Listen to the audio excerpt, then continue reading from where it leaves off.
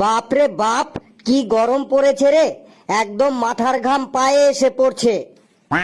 মাথার ঘাম পায়ে পড়বে না তো তাহলে কি তোর পায়ের ঘাম মাথায় যাবে? দেখ হাবলু, আমি তোকে কিছু বলিনি, তুই নিজের চরকায় তেল দে। Oil your own machine. আমি তোকে কিছু বলিনি, তুই চুপচাপ থাক। কেন? তুই তো এইমাত্রই বললি আমার মাথার ঘাম পায়ে পড়বে না তো আমার পায়ের ঘাম মাথায় যাবে। ঘেট্টু কুল, ঘেট্টু কুল। এটা গরমকাল, আর গরমকালে সবারই একটু একটু ঘাম হয়। একটু আটটু? এই দেখ, এই দেখ, ঘামে আমার ভেতরের স্যান্ডু গেঞ্জি আর আন্ডারওয়্যার পুরো ভিজে গেছে। ঘেট্টু রে ভাই আমার, অত উত্তেজিত হোস না, গরমে ঘাম হওয়া ভালো তো। কেন ফেলু ভাই, গরমকালে ঘাম হওয়া ভালো কেন শুনি?